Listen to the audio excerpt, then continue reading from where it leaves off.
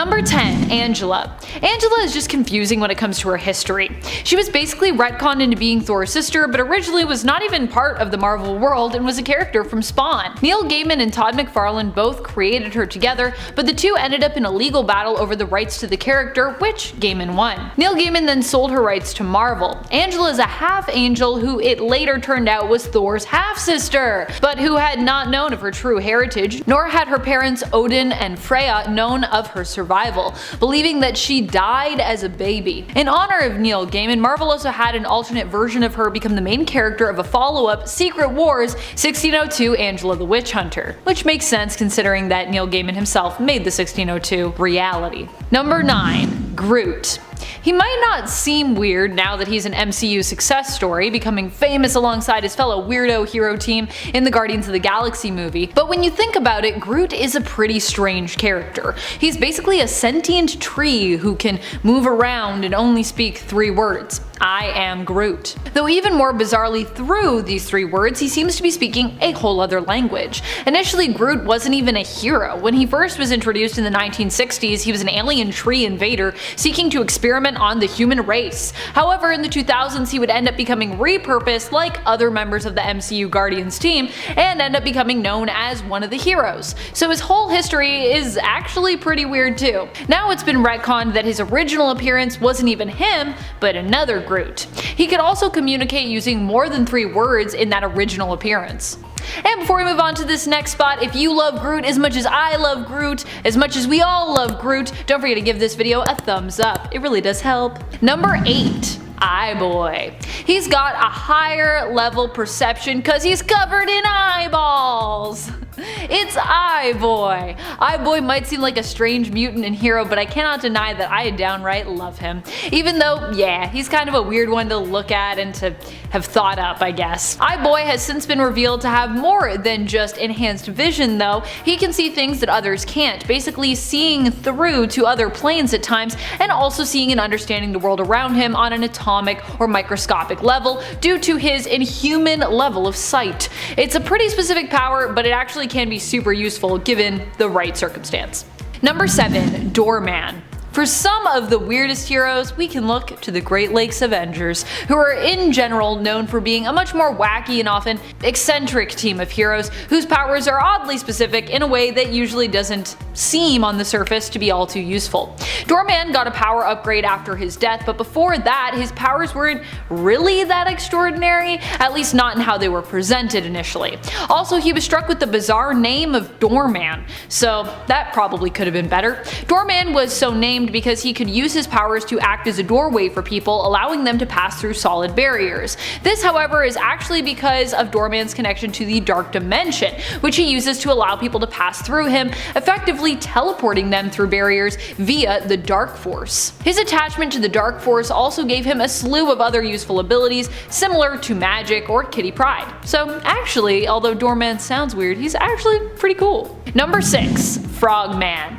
Frogman is Eugene Patillo, who set out to redeem his father's name and repurpose his villainous persona, Leapfrog, into something heroic. Instead of being Leapfrog, Eugene then became Frogman. The suit he wears contains electrically powered spring coils which allow him to leap higher than average heights, though not anything crazy, no leaping tall buildings in a single bound or anything like that. Frogman had to team up with the pretty reluctant Spider-Man and in the end even managed to stop a villain, albeit accidentally. This bolstered his confidence, and he has since tried to pursue a life as a heroic vigilante, though many of his successes have less to do with any skills and really more to do with luck. Number 5. Skin.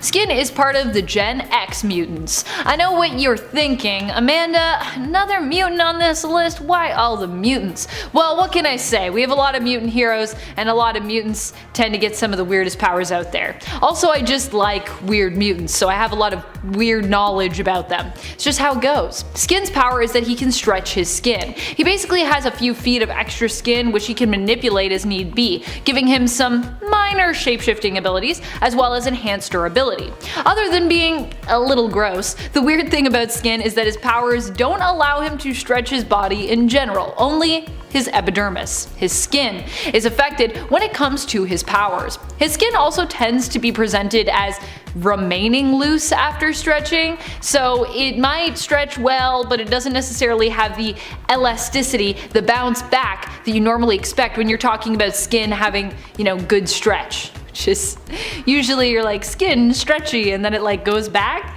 No, not in this case. It's unfortunate, I think. But oh well, he's accepted it. I like that. There's also a fun story where Skin actually learned how to like make himself look normal, but it just takes so much energy. He's like, dude, I'm just gonna be like this and it's fine. Which I love. Just love yourself. That's what it's all about. Number 4, Maggot. Maggot is one of the weirdest mutants out there, although strangely enough, he isn't weird because he's not powerful. He actually can be pretty powerful. He's got power, but from a bizarre source. Maggot has 2 sentient maggots who live inside his digestive tract named Eenie and Meanie, but who can painfully leave his body via his stomach in order to go eat pretty much anything in our world, and after doing so and returning to Maggot's stomach, pass on this nourishment and energy to him, enhancing his strength and his durability. His maggots can also potentially be used like kind of weird attack dogs, where Maggot could, in theory, threaten to devour those who get in his way, although it wouldn't be very heroic of him to do so, of course. I can't help it. Every time I'm thinking of powers, I'm like, what is the villainous way that you could use this, which would be so good? That's where my mind goes. Number 3, the Almighty Dollar.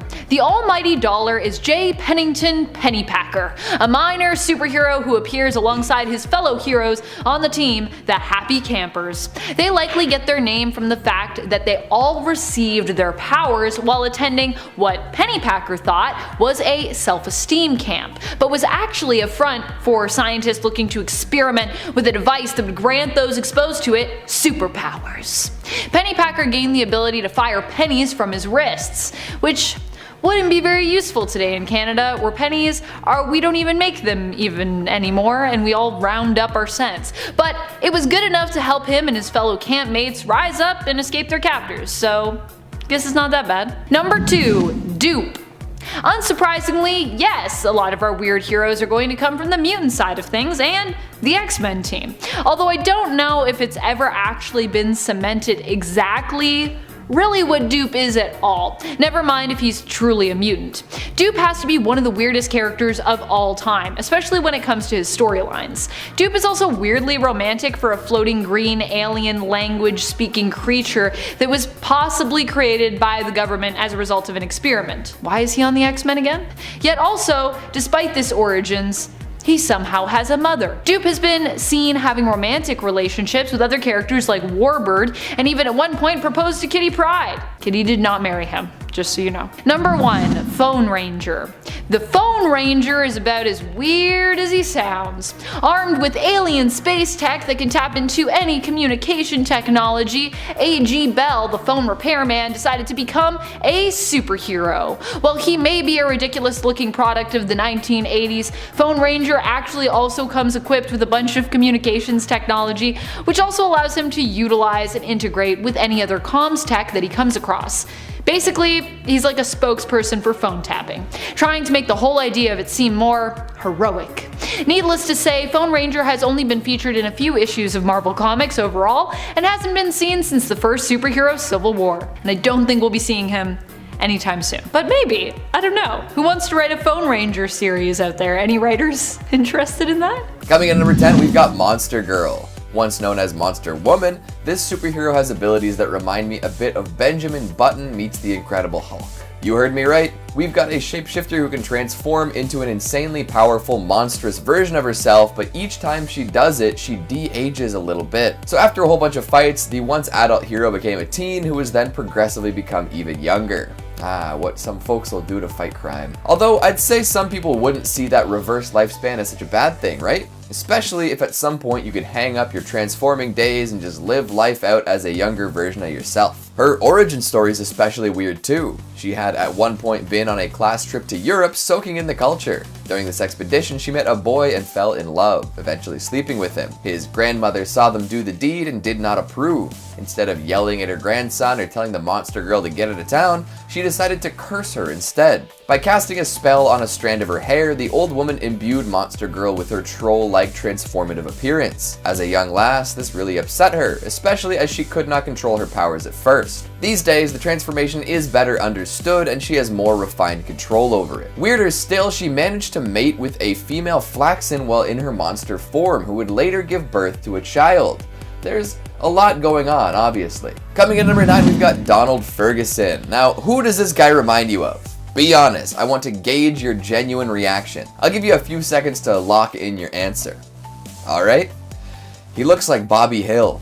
Yep, now you'll never be able to look at this high-ranking member of the Global Defense Agency the same way again. Hell, it could very well be the son of Hank and Peggy Hill, all grown up and with some cybernetic enhancements and an identity change. The haircut, the way he carries himself, everything. Plus, get this, there's an episode of King of the Hill where Bobby is reading a knockoff Invincible comic called Unvincible. I don't know if that means King of the Hill exists in an alternate version of our current universe, or if they're in the Invincible universe and somebody's made a comic subtly ripping off some heroes. Either way, Ferguson raises a lot of questions and gives a lot of folks weird deja vu. And also, he's full of robotic weapons and wants to karate chop kaiju. Good for him. Coming in number 8, we've got Best Tiger. Not Good Tiger, Best Tiger. What an absolute legend. A play on the blind swordsman, Best Tiger wears a blindfold over his eyes whenever he fights crime. And he is always fighting crime. Even if it doesn't look like he's fighting crime, he's fighting crime. This green and black clad gunslinger can hit any target from pretty much any distance with little to no effort. He once took out 12 targets with one ricocheting bullet. He's just so very intense. It's hard to say what his personality is at all because he's so committed to taking out bad guys and solving mysteries. It seems to be all he does, which for all the good guys tend to be pretty helpful. However, he's not the most fun to hang out with, nor does he provide too much in the way of interesting character development. But what he can do is determine that someone was taken over by a ghostly villain by the sound of wind whistling through her freshly shaved pits. Nobody does it like Best Tiger, and that's probably for the best. As long as he keeps doing Best Tiger stuff anyways. Coming in number 7, we've got Space Racer. There aren't too many folks out there with weapons that can kill Viltrumites. Space Racer is one of the lucky few, and his weapon does a whole lot more than taking out super powerful aliens. It can also shoot right through just about anything with crazy beams of power, and if anyone tries to take it from him, it'll end up right back in his hand. Pretty sweet, right? Plus, he's got a wicked space motorcycle, which is the reason behind his name. For ages, he would just whip through the galaxy. That is, until he fought Omni-Man and ended buried under rocks in an asteroid belt. 100 years after that fateful fight, Omni-Man returned with a new request and managed to yank Space Racer out of the rocks. He might not be the most outlandish character going, but where else are you going to find a space motorcycle riding, insanely powerful magic gun-slinging green dude who can survive 100 years without food? Coming in at number 6, we've got D.A. Sinclair. Super smart Ivy League types tend to be a bit much, eh? Well, most folks in academia have nothing on D.A. Sinclair. He believes that human failings can be corrected through engineering and that folks can just be taken and changed into something else if it helps him achieve his goals. Of course, this leads him to kidnapping all sorts of folks and performing experiments on them in order to perfect his Reanimen. These recreated humans were mind controlled by Sinclair, with the first one ending up suicidal after realizing what it had become. Jeez, DA, did you have to do him like that? On top of being a genius-level intellect and a lunatic to boot, he actually ends up working with the good guys in the end, as his inventions are adopted by the Global Defense Agency, so I guess good on him. That still doesn't really make up for spitting in the face of the sanctity of human life, but hey, he essentially embodies the idea that if you're gonna make an omelet, you gotta crack a few eggs. Coming in at number 5, Alan the Alien. For years, folks on Earth assumed that Alan was an enemy. He would appear every 3 years or so and fight whoever came out of the woodwork. However, it didn't seem like he was down to kill anyone, and nobody could take him out themselves. Well, as it turned out, our one-eyed friend wasn't here just to fight a bunch of people, he was there to test the defenders of Earth, among other planets. After taking on Omni-Man for ages, he got to go head-to-head with Invincible. Instead of trying to end him though, Earth's greatest hope decided to talk with the extraterrestrial being.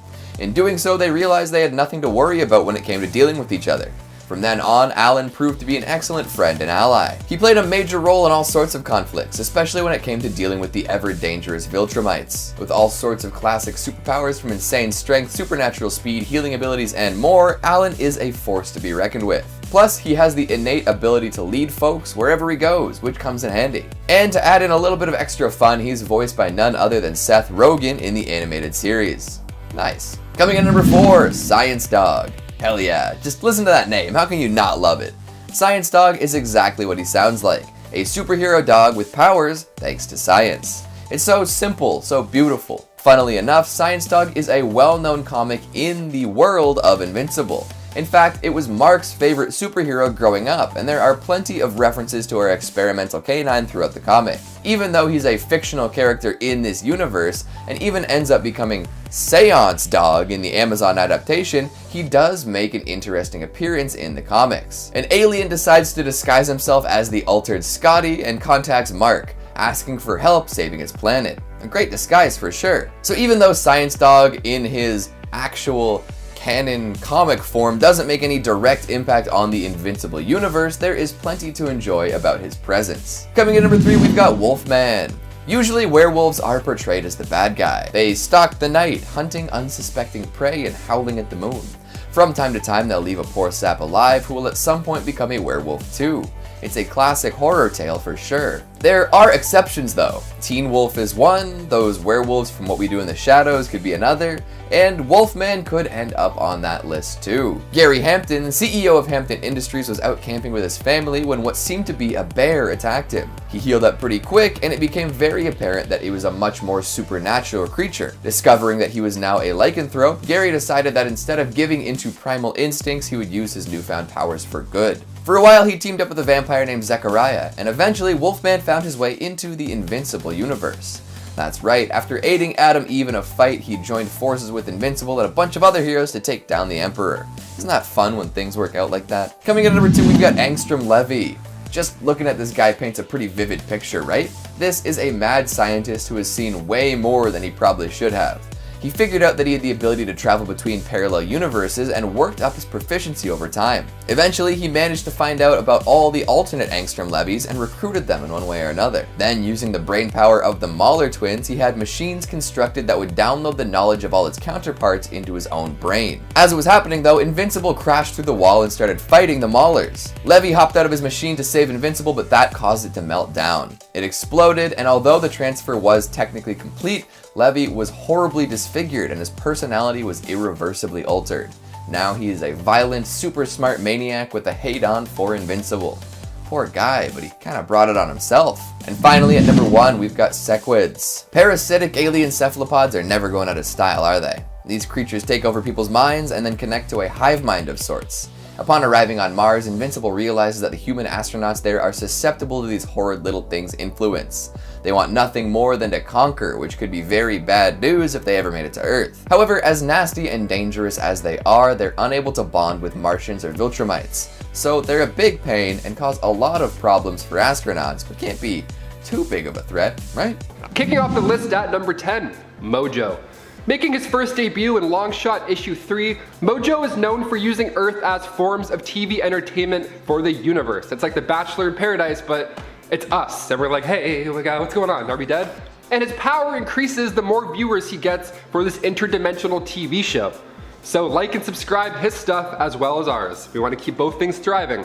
So in 1992, the issue titled Mojo's Media Madness had this wild storyline where Mojo gets Rogue, Cyclops, Beast, and Wolverine to think that they are characters from The Wizard of Oz. That goes down in X-Men issue 10. It's so wild. It's kind of funny, but mostly terrifying. He's part of a race of spineless beings from a planet named after him called Mojo World. Of course, inside a pocket dimension called the Mojo Verse.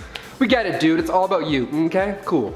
So this race of spineless beings were slowly going crazy over time because TV signals from another space-time continuum were scattered into their timelines. He's a powerful sorcerer, obviously because of his list, and we're not exactly sure just how far his magic can go. To be honest, I was leaning a bit towards Mojo being the mastermind behind the WandaVision plot. I thought he had something to do with it, but thankfully it was Wanda and her powers were just finally coming through, all those crazy powers, which I'll be talking about a little bit later in this list. And before we go to number 9, if you guys could go ahead and give this video a thumbs up. It's this one, not that one, so make sure you hit that one right there because it helps out our channel so much. You guys are the best. Now back to some more evil magic users. Number 9, Spiral.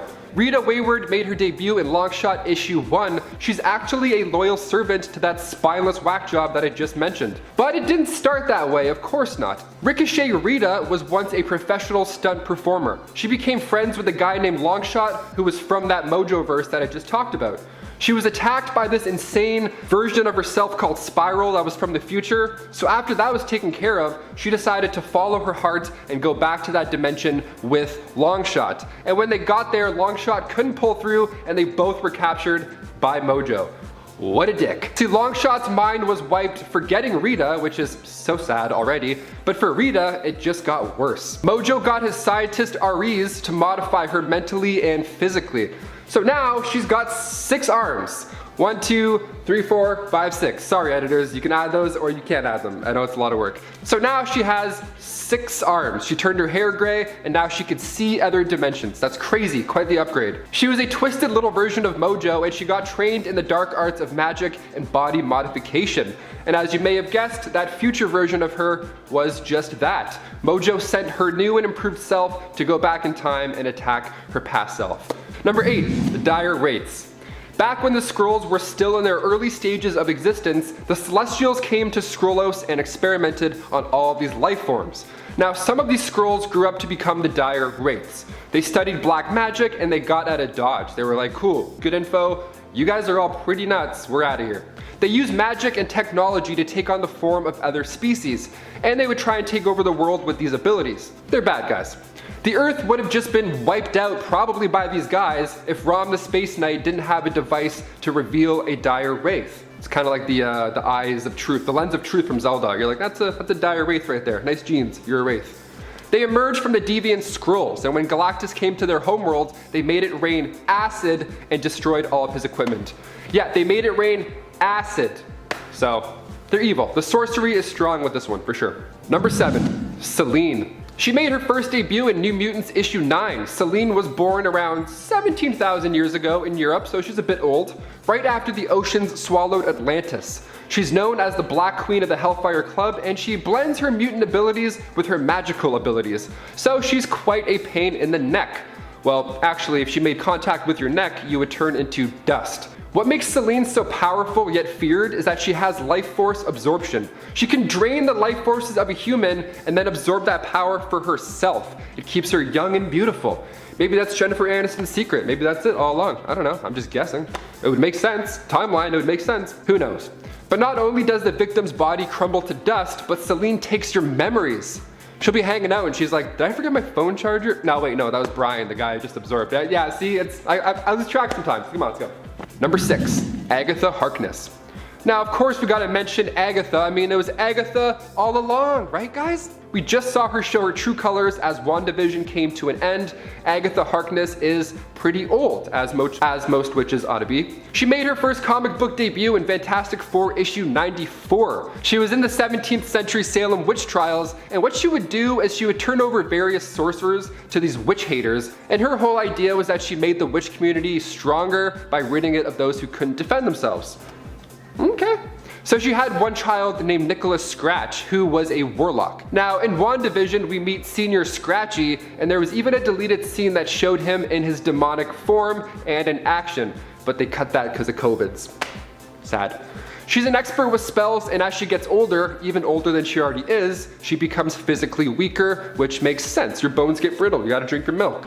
But she does have a cat, the classic witch thing. She's got a cat named Ebony, which is a powerful extra-dimensional creature. She uses the cat to run errands, you know, having old knees and all. She's like, can you grab me some milk? Thanks.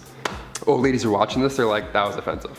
Didn't like that one. Number 5, Malekith the Accursed. Making his first appearance in Thor issue 344, Malekith was a dark elf born the 13th son to a 13th son. I'm like the second son to a second son, and that guy's name's Douglas. I'm not even nearly as cool as this guy. He was the leader of the Dark Elves, and when it comes to magic, he's a natural. He was born that way, baby. Malekith can manipulate great amounts of mystical energy for whatever reasons he needs. He can use magic to alter his own appearance. The dude at one point turns himself into mist, like the Coca-Cola mist zone at theme parks. Dude can just hang out as mist and cool you down. And if the mystic mist isn't cutting it for transportation, he can straight up teleport. And he can teleport through dimensions as well, so cool. Who needs Uber? That girl was coughing on the Ubers. She's like, oh, can I turn to mist? How do I get around town? I honestly love the look of Malekith in the comics. Thor the Dark World, I mean, least favorite Thor movie by far, but the Dark Elf stuff was fun, I think, for a little. One of my favorite tricks by Malekith is when he used magic to heal himself whilst also appearing dead, which is what I do every time I fall asleep on the bus. He does have a weakness though, iron. Yeah, his powers don't work against iron, and if he were to make physical contact with iron, it would burn his skin. So Iron Man, what's up? Not actually iron, I know guys, I know. Number 4, Morgan Le Fay. Medieval witches in alternate timelines. That should sell you enough, that's it. Making her first appearance in Black Knight issue 1 back in 1955, after Atlantis sunk way back in the day, there were islands that were left over. And on the largest of those islands, Avalon, Igraine was a sea princess who had a daughter with a man from the Sacred Clan. Man from the Sacred Clan, that's not right.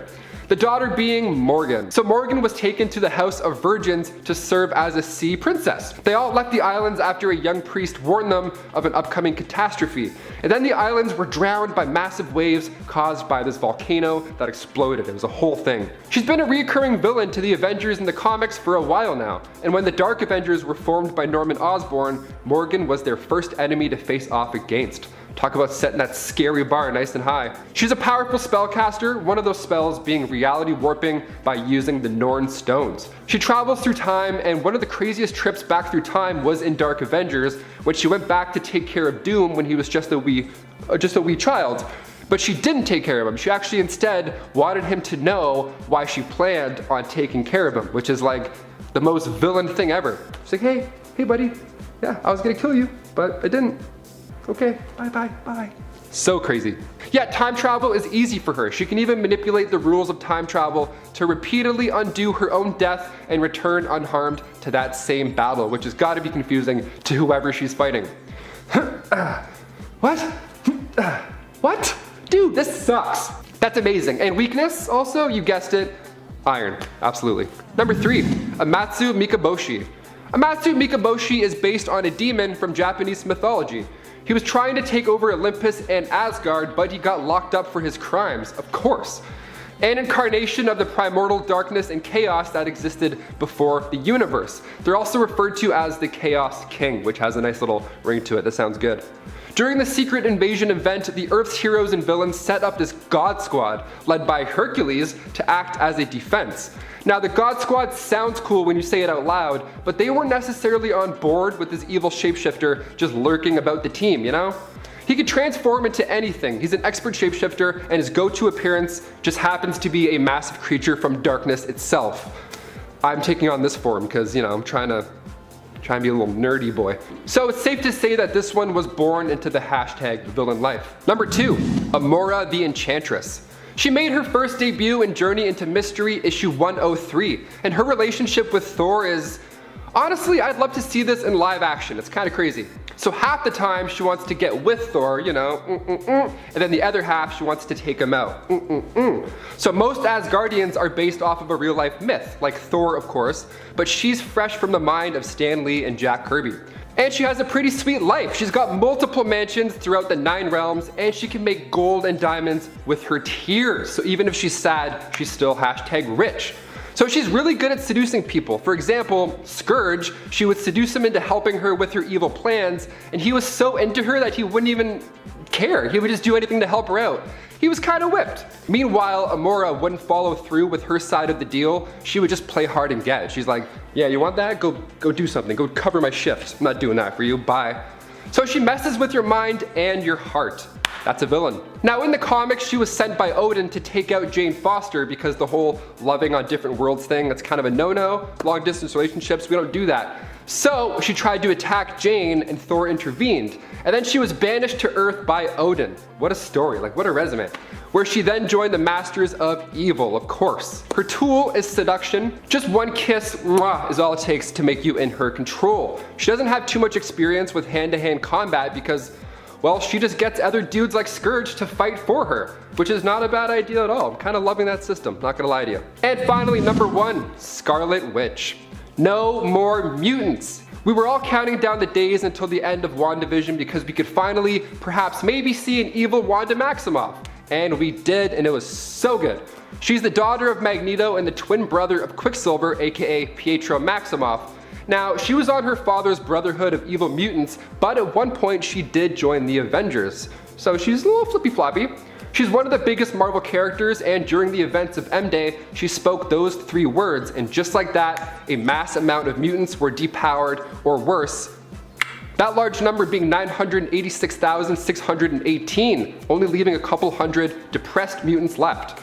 Now, the end of episode 8 of WandaVision had fans pretty jazzed. Agatha Harkness refers to Wanda as the Scarlet Witch, finally! But, she also references this chaos magic. What is this chaos magic? Well, Wanda in the comics got her powers through the old gods of chaos. So this god came to her the day she was born, not really a blessing, but rather it was done so that this chaos god could add to Wanda's powers and then later use her as a vessel that he could one day possess when she was fully grown. And we see this take place in Avengers issue 186. Now with WandaVision's ending, it seems like the MCU is going to start kind of leaning into this villain role for Wanda, because last we saw her, she was studying the Book of the Damned. There was ominous music, she was floating, doing some witch stuff. I'm excited for Doctor Strange in the Multiverse of Madness. I'd love to see Elizabeth Olsen go dark. She's an amazing actor. Holy sh. Kicking off the list at number 10, we have Mojo World. This first one sounds fun, like for a bit, but then it becomes a nightmare if you're actually there. Mojo World is an extra-dimensional and extra-temporal realm inhabited by these spineless ones. Their world is pretty unique. See, what happens is that the signals from Earth, be it radio or television, get distorted and sent through time to these spineless ones, and it happened early in their existence too. So now, the species loves televised entertainment, as do we. Who knows, maybe they're watching WandaVision season 4 right now. We never know, it's all crazy up there. They feared humans, but were in awe of them. Kind of like most humans. Like, I like Chris, but you know, you never know. You never know. There is a ruler, of course, there is a ruler, and his name is Mojo, and he produces movies and TV shows to keep the spineless ones entertained. Are you not entertained? Mojo World is an interdimensional world home to beautiful mountains, rivers, oceans, and of course, the occasional plasma storm. So bring your interdimensional umbrella and some popcorn because Mojo World is pretty weird yet entertaining. And before we go on to number 9, if you guys could go ahead and give this video a thumbs up, it really does wonders for our channel. You guys are the best, thank you so much. Now back to some more marvelous magical worlds. Number 9, Otherworld. Otherworld is a pocket dimension adjacent to Earth, and its purpose is to serve as a nexus to other dimensions within our reality and also other realities in the multiverse. So if you're guarding Otherworld, you're basically guarding the intersection between all of realities. No pressure. The Celtic powers of Otherworld match those of Asgard, which I will of course talk about later on in this list. And since it's a nexus between realities, there's a number of provinces that coexist on Otherworld, like Avalon and Dryador. See, some kingdoms have existed for quite some time, and others are still pretty fresh. At the center of Otherworld, we have the Starlight Citadel, the headquarters of the Omniversal Guardian, and it acts as this meeting point for all of these realities that I mentioned. It's beautiful. Number 8, the Dark Dimension. The Dark Dimension is also referred to as Subware, not somewhere, but Subware. It's actually where all of our subscribers come from, actually. No, I'm just kidding. The Dark Dimension first popped up in comics with Strange Tales issues 126. It's the place Dormammu and Umar were both banished to by the Fall Team. See, it started off as this massive singular plane, but during a conflict, it was shattered into multiple planes, like the Splinter Realms or the Archipelago of Anguish and Redemption, which is fun to say. We of course see the Dark Dimension in the Marvel Cinematic Universe as a void within the multiverse. The Masters of the Mystic Art managed to protect Earth from the Dark Dimension by building 3 sanctums, one in London, one in Hong Kong, and of course the one we all know the best, the one in New York, where Doctor Strange resides currently. I feel like we're not quite done with the Dark Dimension in the MCU, at least I hope we're not, because it's one of the coolest places I've seen. Aside from number 7, the Astral Plane. The Astral Plane is an alternate dimension that has an equivalent space to our own, where matter is composed of ectoplasm. We see Stephen Strange get popped into the astral plane in Doctor Strange, well, rather the astral dimension in that movie. See, it's a parallel dimension where the soul exists outside of its body, and to access it, you have to be successfully separated from your physical form, which isn't something that you do. You can't just sneeze and then all of a sudden you're like, whoa, what happened? Oh, bless you. Thanks. You're welcome.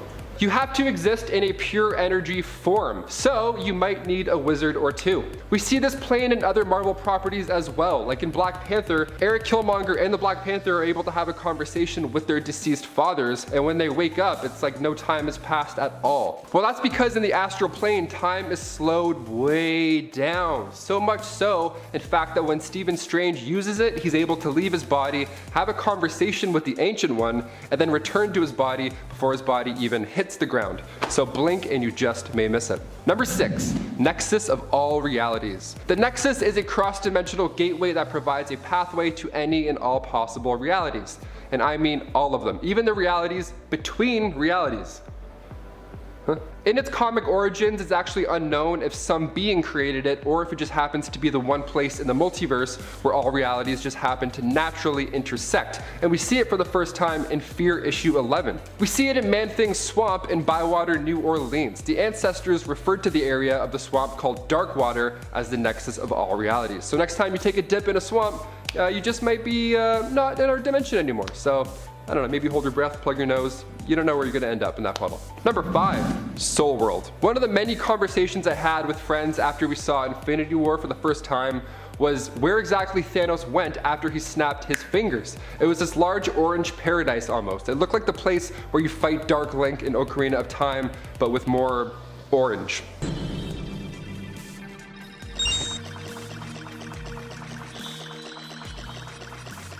Just an opening, confusing area. Well, it turns out this was a brief look at Soul World. It was originally included in Avengers Endgame after Tony snaps his fingers, but it was deleted to avoid more Zelda flashbacks. No, Soul World is the dimension existing inside of the Soul Gem. So while Thanos was in this pocket dimension briefly, he spoke to a younger version of Gamora. And in the comics, Gamora learns about Soul World's decay because a fragment of her own soul was still trapped in Soul World. So with Gamora being the key that led Thanos to gaining this Infinity Stone, one could only hope that somehow she's still in there alive. Or maybe Black Widow, maybe?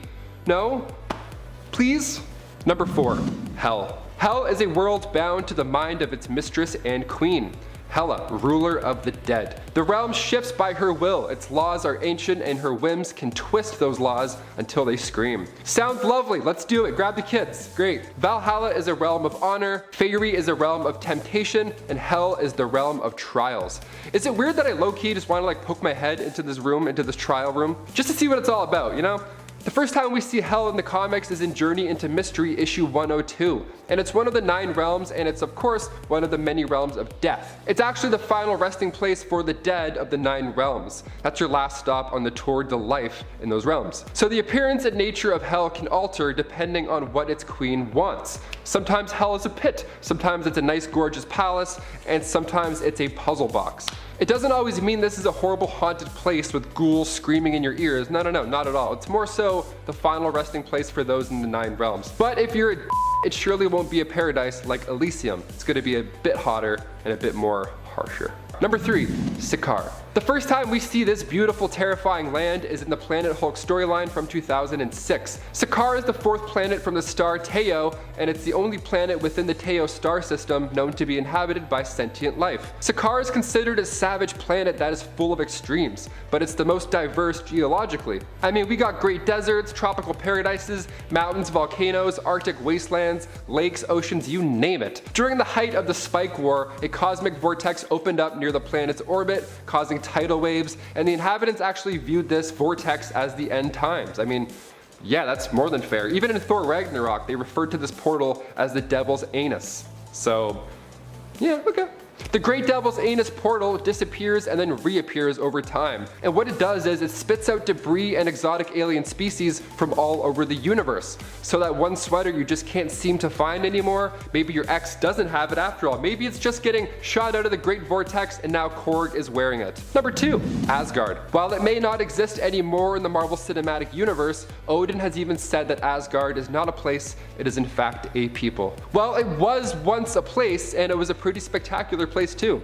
As described by Lady Sif in the first Thor movie, Asgard is millennia beyond you in our pursuit of science and knowledge, and we have learned that there are some things that can never be understood. It's a land where magic and science are one of the same things. And in the comics, it was first seen into Journey into Mystery, issue 85.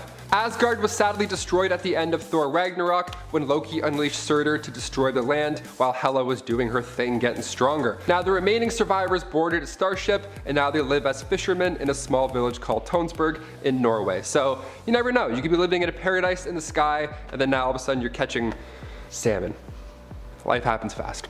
And finally, number 1, Sanctum Sanctorum. Perhaps one of the most magical places in the MCU aside from Asgard would have to be Doctor Strange's Sanctum Sanctorum, which we see Thor make a brief pit stop to and accidentally messes it up with Mjolnir. It may just look like a normal fancy pants apartment in New York, but on the inside it's full of these wonderful ancient magic artifacts. It's actually the same place that Stephen Strange first gets his trusty cape. Now the New York Sanctum is seen in the MCU in numerous timelines. We see the ancient one protecting it during the events of Avengers Endgame, and Doctor Strange currently watches over it located at 1778 Bleecker Street, and at one point in the comics it was the headquarters of the Defenders and the new Avengers. So could we maybe see that in the movies? Hopefully, because there's a lot of room and there's only 2 dudes living there. Like, come on, rent's not cheap, guys. The first floor has the drawing room, library, living room, dining room, and Wong's kitchen. Sounds like a pretty good time. The second floor consists of a study, Doctor Strange's bedroom, Wong's bedroom, and multiple guest bedrooms, perfect for some new Avengers.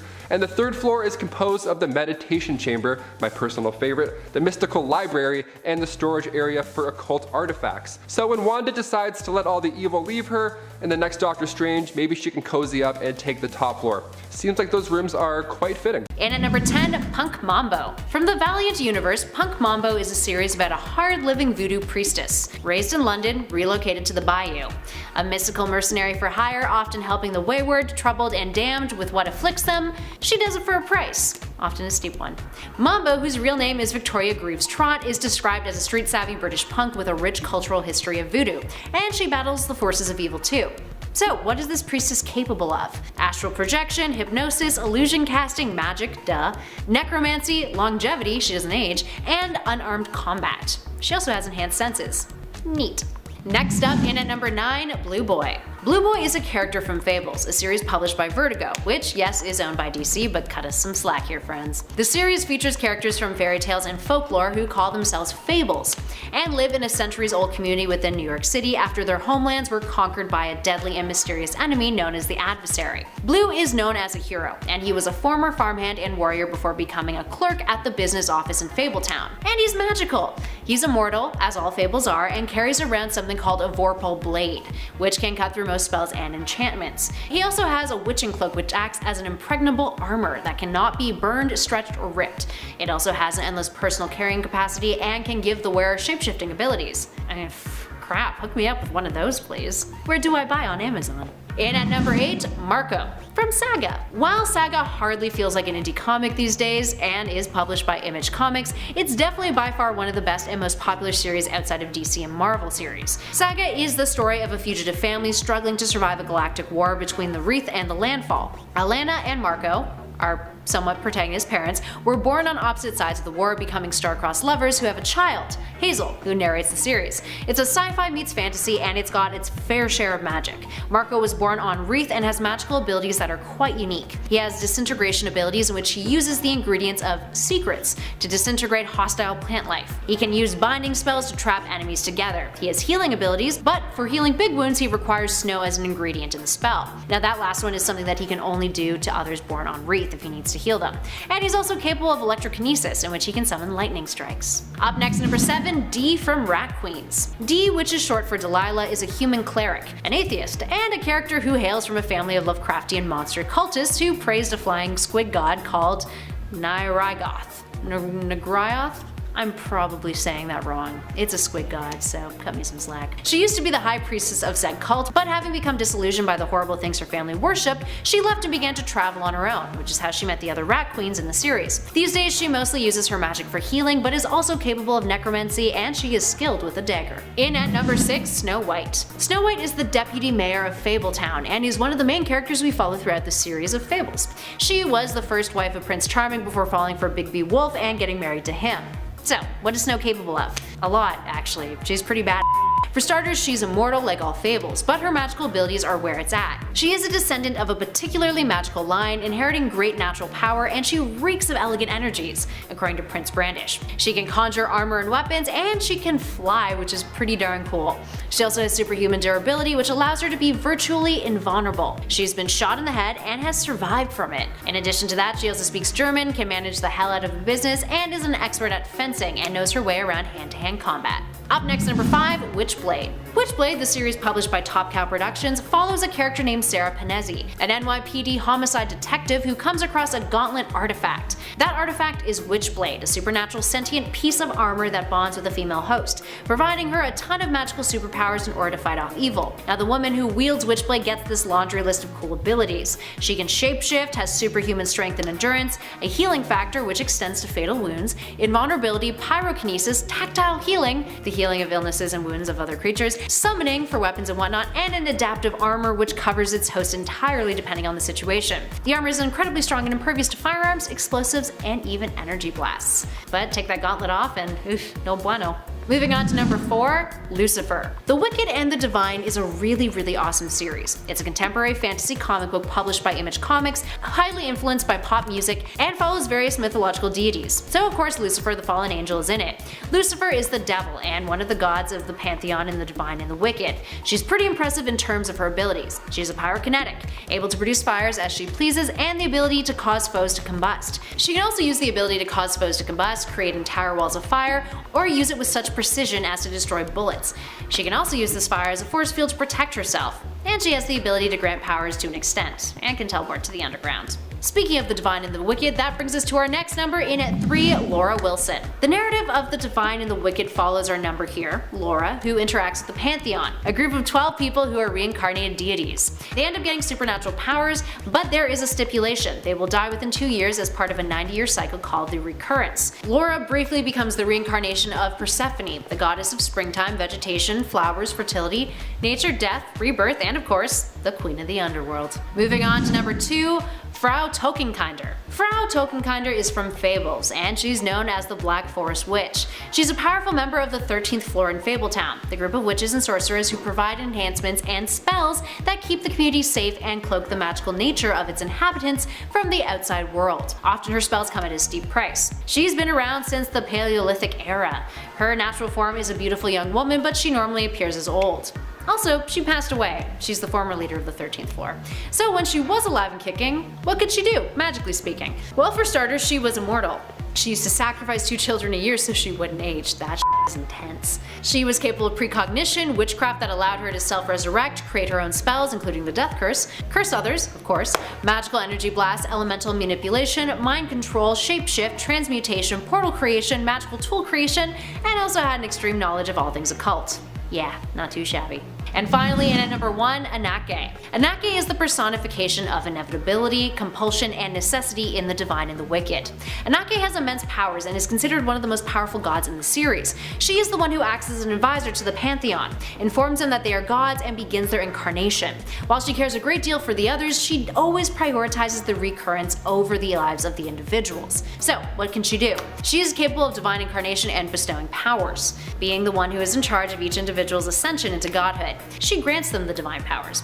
She can manipulate and project energy. She likes to explode heads, and has a great deal of control over said power. She can atomize humans if she chose to do so. She can project force fields and siphon energy, and she's got an immense tolerance to pain.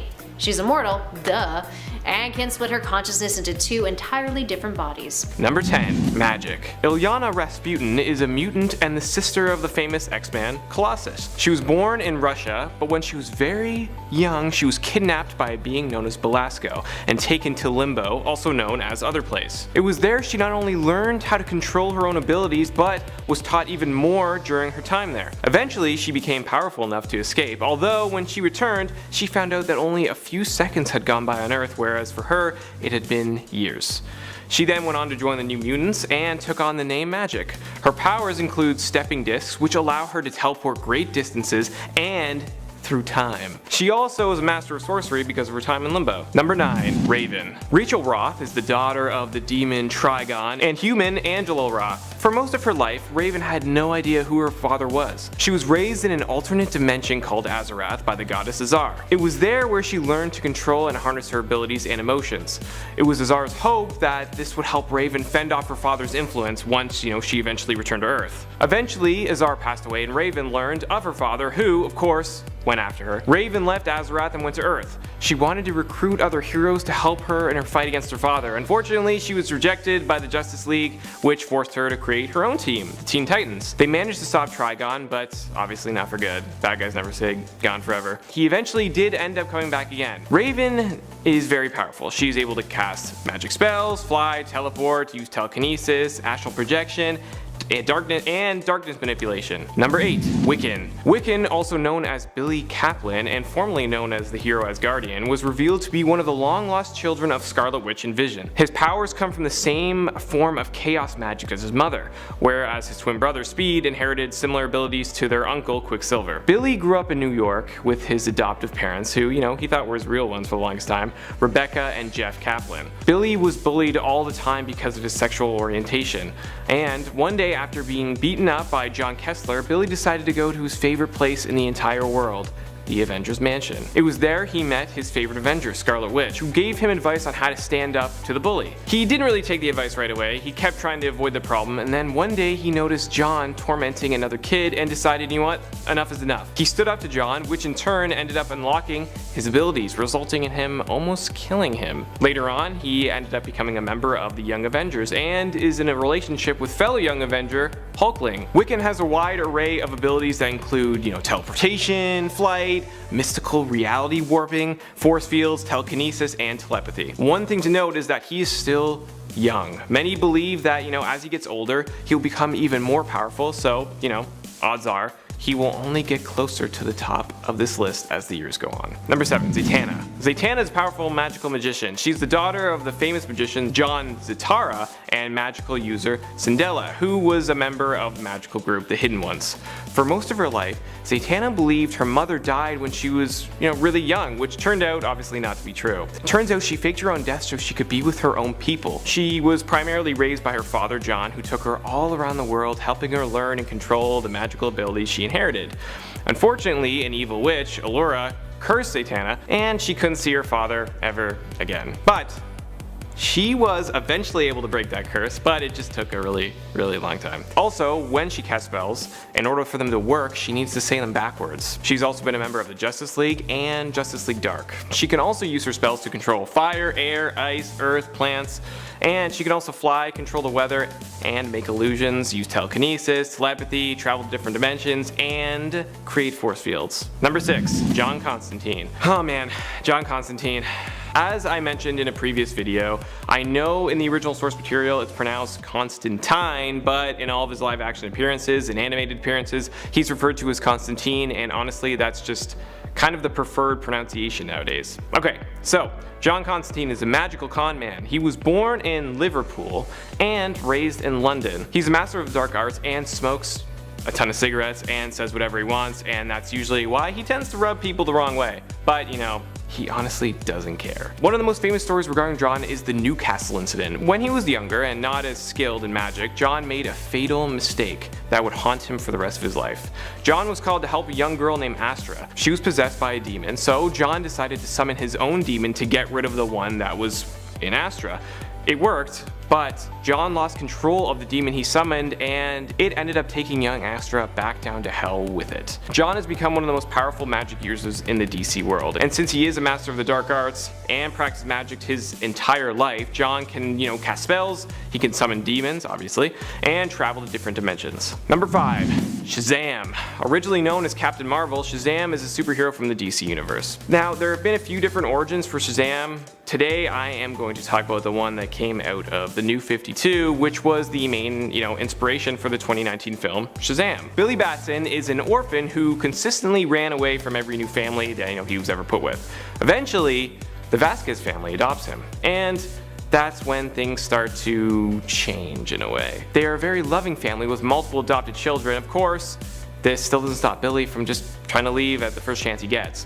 One night, Billy sneaks out to visit a tiger at the zoo, Mr. Tawny, but is followed by his new adopted brother Freddy. They then decide to take revenge on these bullies from their school, who have, tormented the family for the last few years. Of course, something goes wrong and the bullies find them. Billy then decides to distract them, which allows his brother Freddy to get away. He then escapes onto the subway and is taken to the mystical fortress known as the Rock of Eternity. From there, the wizard known as Shazam sees Billy's potential and how he has a good heart and bestows his powers onto him. So now he can stop Black Adam and the 7 deadly sins. Now, to access these powers, all he has to say is Shazam, and he transforms into a full-grown adult with powers. The wisdom of Solomon, the strength of Hercules, the stamina of Atlas, the power of Zeus, the courage of Achilles, and the speed of Mercury. Number 4, Scarlet Witch. Wanda Maximoff comes from the Marvel Universe and has a very complicated history.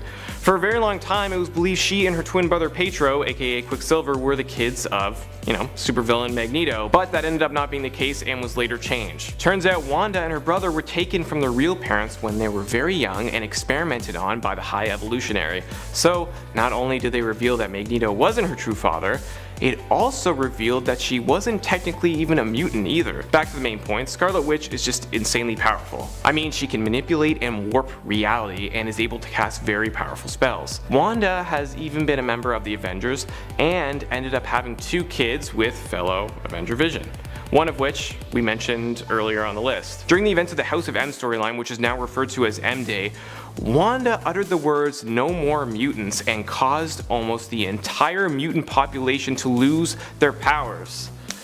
Oh jeez. Number 3, Dr. Fate. Now, Dr. Fate is a DC character that has been the title of different people over the years, but today I'm going to talk about the one that's arguably the most famous, Kent Nelson. Ken was the son of an archaeologist. Him and his father were exploring a tomb and accidentally awoke Naboo the Wise, which ended up releasing this poison gas and took the life of Kent's father. Naboo decided to take Kent on as his apprentice, even though, Ken didn't really want to. So Naboo erased all of Kent's memories of his father and began to train him. He eventually became very, very powerful in the ways of magic, and Naboo decided to give him his memories back. Of course, Kent wasn't really happy about the whole situation, but Naboo explained that he was the Lord of Order and has been fighting the never-ending battle between order and chaos. Before leaving, Naboo gave Kent a golden amulet and helmet. He told Kent that these 2 items would grant him even more power, and of course, Naboo's spirit is directly tied to the helmet, so anyone that ends up putting it on is connected with him. Dr. Fate went on to be one of the founding members of the Justice Society of America, and he has a wide array of abilities, flight, spells, telekinesis, enhanced strength, speed, invisibility, time travel, reality manipulation, and of course,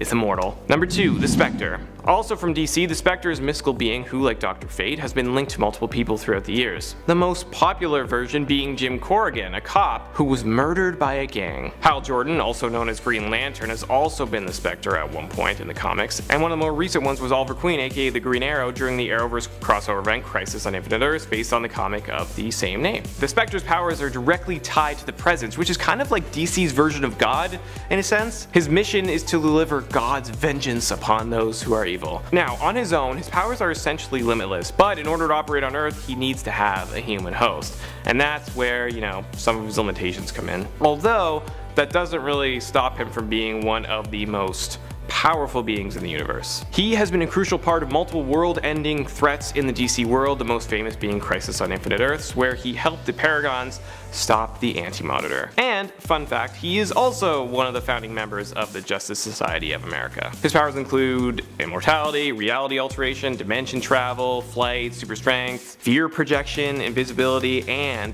the list just goes on and on. The guy can basically do anything, and he's pretty awesome. Number 1, Doctor Strange. I mean, was there ever any doubt? Magic and Doctor Strange, they just go hand in hand together. Dr. Stephen Strange hails from the Marvel Universe. He was a highly skilled surgeon who got into a terrible accident, permanently damaging the nerves in his hands. Stephen tried to heal his hands any way he could, but nothing was working. Modern medicine was just failing him. So he decided to go beyond that. That's when he found the the Ancient One, who taught him in the ways of magic. One of the things I admire most about Doctor Strange is that he has truly grown as a character. He was this jerk with just a massive ego and thought nothing bad would ever happen to him, but of course that's not how life works, and after the accident, he trained for years and years to become the most powerful sorcerer in the Marvel Universe, and you know, that is pretty awesome. His powers include casting spells, astral projection, flight, you know, because of his handy dandy cloak of levitation, protective shields, illusions, time manipulation, telekinesis, and dimensional travel. Number 10. The Ghost of Christmas Present. From the 90s through the 2000s, Marvel has been publishing a heartwarming Marvel holiday special, the perfect stocking stuffer, if you don't mind your comics rolled up and shoved in like a tube. In 1991, they released the first holiday special, host to a variety of wonderful Christmas stories, including 'Twas a Midwinter's Night, and A Spider Carol, an especially cute one called Ghost of Christmas Present. In that story, a gang of thugs kidnaps a blind 4-year-old boy from a wealthy household on Christmas Eve, hoping to exchange him for ransom money. The boy manages to escape near a graveyard, but one of the thugs finds him and gives him a bloody nose. At this point, Ghost Rider arrives on the scene and takes the thug and his buddies out with a chain. Now, being blind, the boy mistakes Ghost Rider for good old Santa, since his chain sounds like Christmas bells and he's wearing leather boots, which the boy touches. The other thugs show up, remarking how this crazy guy must think it's Halloween, and they threaten to look under his costume. Ghost Rider then treats them all to his penance stare, and afterwards returns the boy to his home. The rider motors off into the night, and the boy mistakes the sounds of his hell cycle for hungry reindeer. It's a nice little holiday heartwarmer that's surprisingly simple and fun. Number 9. The Silent Night of Batman. And before we move on to our next point, just a reminder to show some of that holiday cheer to us by clicking that like button. It really does help us out, and we also hope you have a great holidays, so like back. We all know how much Batman loves to sing, and if you don't know, you're about to find out in this holiday story.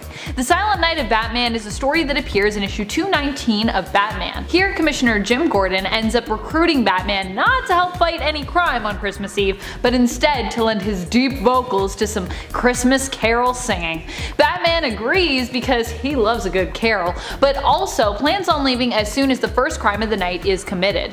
And this is Gotham, so he's sure that is bound to happen at some point. But weirdly enough, it never does. Instead, we just get little vignettes into some of the kinder moments happening through the city. Even Batman is surprised at the end when he realizes he spent the whole night singing because zero crime was committed that night. It's holiday magic! Number 8. The Ghost of Christmas. This bit of holiday mayhem is less of a heartwarming tale, as Deadpool tends to massacre everything he comes into contact with, including the Christmas season. This story showcases Deadpool continuing his endless rampage through the Ideaverse, killing beloved literary icons. And the story opens with Deadpool appearing before Ebenezer Scrooge and shooting the crap out of the Ghost of Christmas Future. Deadpool calls him McDuck, referencing the Disney spin on this classic tale, and then just totally blasts him one. It's seriously only the first page. After this, he's off to his next tale, Frankenstein. Deadpool stops to kill creatures from the Jungle Book and from The Little Mermaid. It's not really very festive at all. Everyone dies. Classic Deadpool. Number 7. A Christmas Underground. This story comes to us from neither Marvel or DC. Instead, I thought I'd feature a story from another awesome publisher, Dark Horse. A Christmas Underground is a story from the Hellboy Christmas Special Collection and tells a peculiar but very compelling story wherein Hellboy is mistaken by a dying woman for Father Christmas and promises to help deliver a small tin box to her missing daughter Annie. The story features talking rats and statues in addition to monsters and an army of the undead. All that good Hellboy strangeness, and sees Hellboy venture below a cemetery in order to find Annie and deliver the box to her. I just love that the big red Hellboy was mistaken for Santa. As weird as it is, it's also like super weirdly fitting. Number 6. A miracle a few blocks down from 34th Street. In this story from Marvel, we discover that Santa is actually a mutant. Actually, the most powerful mutant ever, according to Cerebro. The X-Men are trimming the tree in their base when Cerebro alerts them to the presence of an incredibly powerful mutant in Manhattan. Our heroes arrive at Rockefeller Center and meet Santa in the flesh. The man in red also turns the Brotherhood of Evil Mutants into toys and wipes the X-Men's memories of ever having met him. Santa has actually popped up in many other Marvel comics as well. and he's got some serious powers as a mutant, including reality manipulation, immortality, teleportation. He sees you when you're sleeping, he knows when you're awake. He can even manipulate gravity and eat an entire planet's worth of cookies in one night. This is a really nice little story, and I personally really got a kick out of the idea of Santa as a mutant. He should just be a full-time member of the X-Men. Or maybe just a seasonal member. Number 5. The Punisher Red Xmas. See, I'm not the only one who says Xmas. Frank Castle is right there with me. He's got me. I don't know why, but for some reason every time I say Xmas to people they tell me it's like not a thing. So yeah, if you're also out there and you say it too, let me know in the comments. This comic story comes to us from Marvel and starts off throwing us into a violent kind of weird within the first page. But what else would you expect from the Punisher? Here we see Santa gun down some criminals seemingly for not donating to the poor and for not believing in Santa Claus. Of course, we later discover that this was none other than Frank Castle in disguise, awaiting his moment of justice. The huge and glaring problem is that Frank gunned these men down in the streets, out in the open, dressed as freaking Santa, which means a child who happens to witness this grisly scene immediately after clutches to their mother, looking horrified and asking, why? That kid is definitely traumatized now for life. Good job, Punisher. Number 4.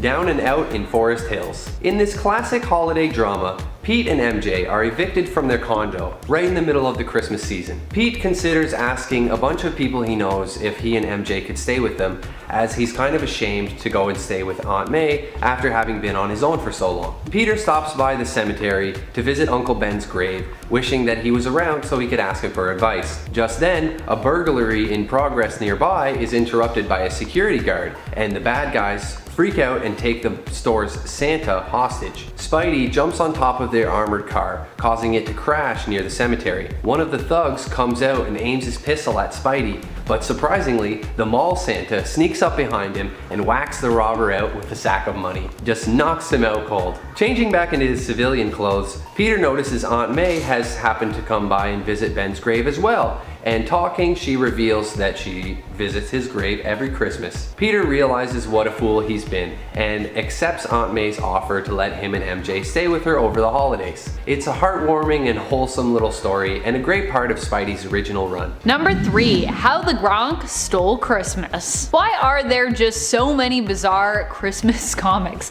And why don't comic publishers still make these? Do they still make these? Am I just missing out every year? So many of these are from the 90s, to be honest. And this holiday story from Mighty Thor issue 444 is no exception.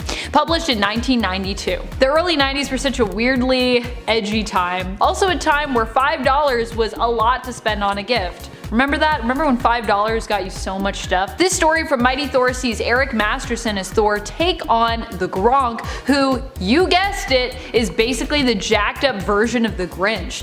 The beginning of the comic adds that the story is dedicated to Dr. Seuss, acknowledging that yes, the characters featured here are definitely inspired by The Grinch Who Stole Christmas. In this case though, we have the misunderstood Gronk who stole presents. The story also features Cindy Lou and the dog Max, and ends happily when Eric is offered a place at the Avengers Mansion, and is thrown a surprise holiday party, yay! Where the staff at the comic finish off by wishing everyone a Merry Christmas. I really wish I had a stocking that was big enough for comics. That would be great. Number 2.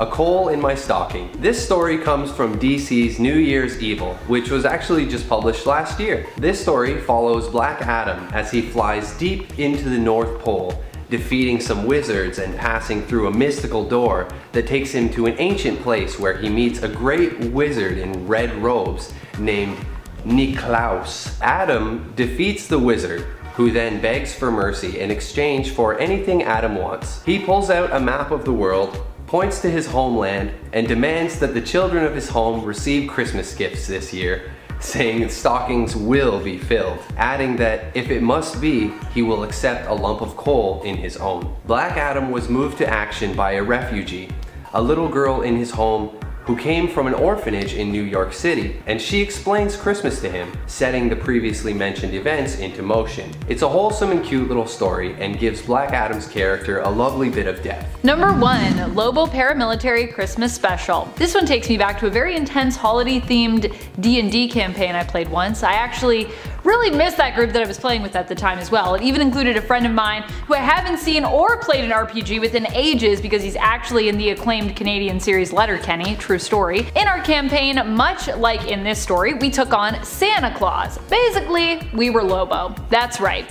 Lobo's paramilitary Christmas special is all about Lobo accepting a contract put out by the jealous Easter Bunny who wants to see Santa Claus and his merry, jolly holiday die at the hands of a hired killer. Enter Lobo. Never mind Lobo fighting Santa Claus, this issue also includes a brutally graphic scene where Lobo murders and blows apart a whole army of Santa's elves. Nothing says Merry Christmas like dismemberment.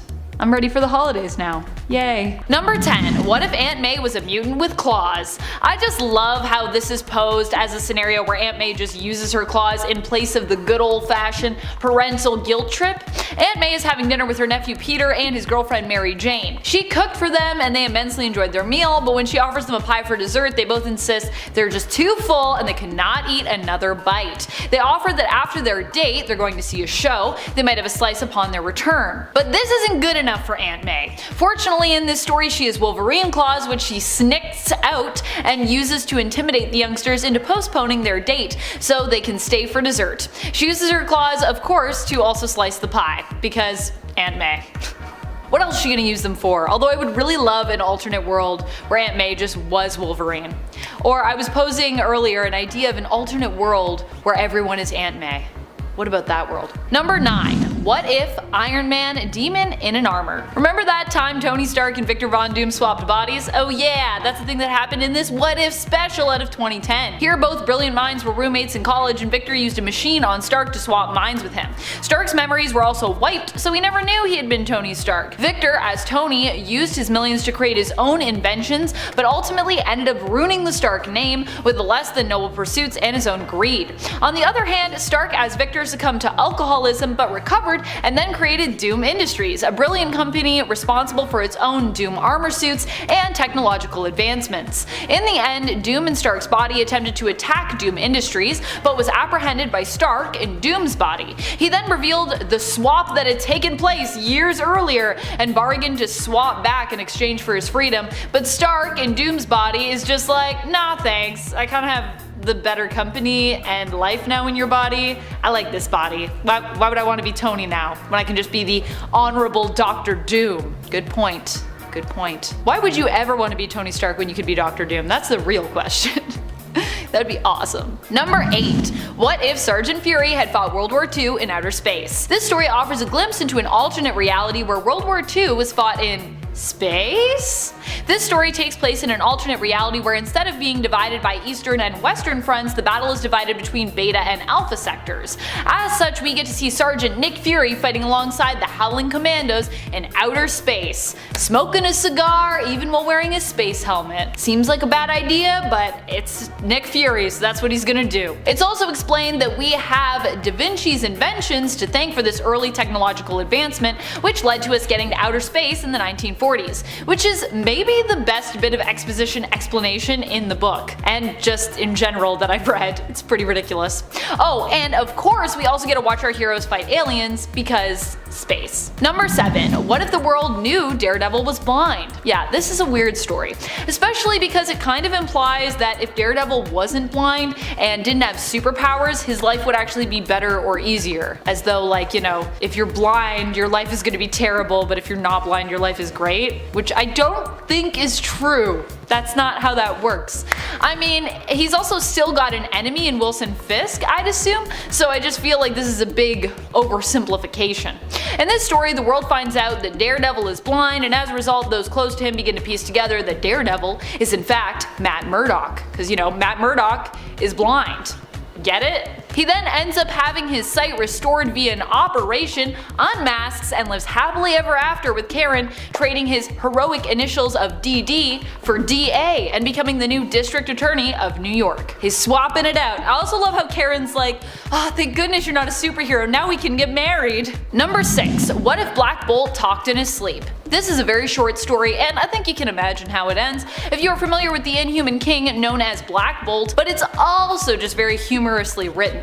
You can find this single-page story near the back of issue 9 of What If Volume Number 2. Apparently when Black Bolt eats pineapple pizza before bed, it has disastrous consequences. Also, good to know what kind of pizza Black Bolt likes. I personally also love pineapple on my pizza, but I feel like that just lets you know if someone's cool or not. Oh, the strange things that you learn about people and pizza. If Black Bolt talked in his sleep all the time, the Inhumans would have a lot of rebuilding to do all the time. I also just like how resigned some of these Inhumans are in that last panel. Like, oh, he did it again. I guess I'm just gonna sleep on some rubble for the rest of the night. That's just how it is. Shucks. And only Medusa is the one that's mad. She's like, baby, I told you not to eat that pizza. This always happens. Number 5. What if Wolverine had a styrofoam skeleton? Issue 100 is just one of the best for some real weird stories. One of the stories it offers us is only told through a mock-up cover, but it's so good it's just gotta be mentioned because the cover is just too good. It also is presented beside another great mock-up cover offering an alternate story where Peter Parker became Sheep Boy instead of Spider-Man. Sheep Boy, I love it. In the Wolverine mock-up, we're offered an alternate Logan who goes by the codename Wolverwimp. He is cowering on the front cover, about to have his styrofoam skeleton ripped out by Maggie Nito, a mean little girl. I also just love the reference to Wolverine also losing his nose when he lost his adamantium that's on there. Mock-up what if stories are actually the best. I wish we got a full story of this. Someone write that, please. Number 4. What if Iron Man was trapped in the time of King Arthur? The craziest thing about this what if is that it's actually kind of an alternate retelling of a real-life main continuity story where Iron Man was transported to Camelot in medieval times with Dr. Doom and managed to escape. Although this story offers the alternative of, what if he wasn't able to escape and only Dr. Doom got out? You can find it in What If Volume 1, Issue 33. The answer to the question is that Iron Man would be drained of energy, get frustrated in realizing that, he couldn't rebuild a time machine, and ends up becoming Sir Anthony of Iron, an Iron Knight at King Arthur's Round Table. In fact, he uses his suit to help protect the realm from the evil Morgana, defeating her, but in the ensuing battle is unable to prevent King Arthur from becoming mortally wounded. With his dying breath, Arthur makes Sir Anthony his successor, even though they kinda just met, but it's fine I guess. Which means that the Anthony of Iron Man's past, his past self from the future, would probably be really weirded out if he ever read any stories of Camelot. He'd be like, Sir Anthony of Iron became the king. Wait. I'm Iron Man. What? Maybe that was actually his inspiration in the alternate reality to create the Iron Man suit.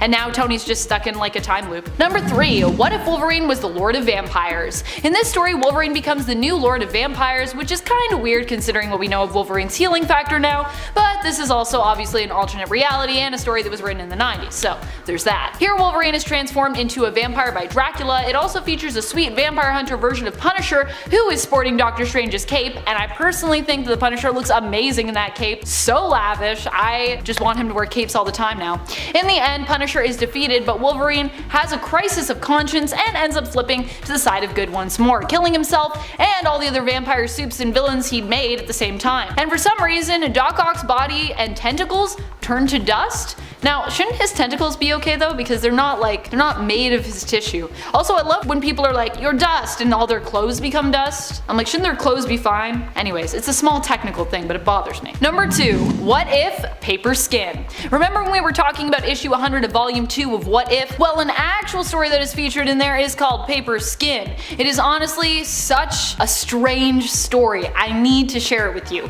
This is a what if story that seems to posit the question of what if Mr. Sinister could offer Gambit a cure for Rogue's powers. It's revealed in the story that Gambit has already betrayed the X-Men by bargaining with Sinister, offering important Cerebro files in exchange for what he wants. Although what Gambit wants is not actually for him, but is kind of for all mutant kind, a cure to the Legacy virus. As he's about to leave after getting that cure, Sinister offers him something else that he simply can't resist. A cure for Rogue, his one true love, to help her control her powers. He agrees to steal one more thing for Sinister in exchange for the cure, a tithe box. Sinister has been searching for them and collecting them over the years. In the end, Rogue accepts the cure, but can't accept that Gambit has been helping Sinister, and so she kills him, taking his powers and also his look seemingly, which is kind of weird. It's like Gambit with boobs. and I'm like, I don't know how I feel about this art, but okay. She goes after Sinister only to find the secret of what the boxes contained was Marvel Comics! Gasp. Now Sinister has so much information because he's been reading Marvel Comics. What a weird reality. What a meta reality. Number 1. What if Avengers vs. X-Men? In this bizarro story, Magneto helps to ensure that Hope ends up getting the Phoenix Force instead of it being split up into Iron Man by 5 parts, which possesses and creates the Phoenix 5. Magneto is seemingly helping Hope to control these new and awesome powers, but when she struggles and begins to turn dark, he suggests she give him some power to help her. In reality, Magneto kinda wants all the power for himself, which is just what he takes. This all happens in the last issue, by the way, of this 4-part what if story. And after Magneto takes the power, it gets pretty weird. Yeah, that's not where it ends. It just keeps going forever. He takes the power and is instantly corrupted by it. As such, Xavier somehow uses his powers to temporarily mess with Magneto's sight, despite the fact that Magneto was wearing his helmet, and then Wolverine snicks him through the eyes. This results in Magneto basically exploding, killing everyone on the planet, and destroying the Earth. Then Jean shows up randomly and just kinda reveals she saw all of this coming. She uses her Phoenix powers to fix the planet, bringing back plant and animal life, but not people for some reason. She says it's up to her and Wolverine as basically an Eve and an Adam of sorts to do that. She could've just brought all those people back, I'm pretty sure, because she's got the power of the Phoenix, but yeah, it's a weird one. It's a weird one.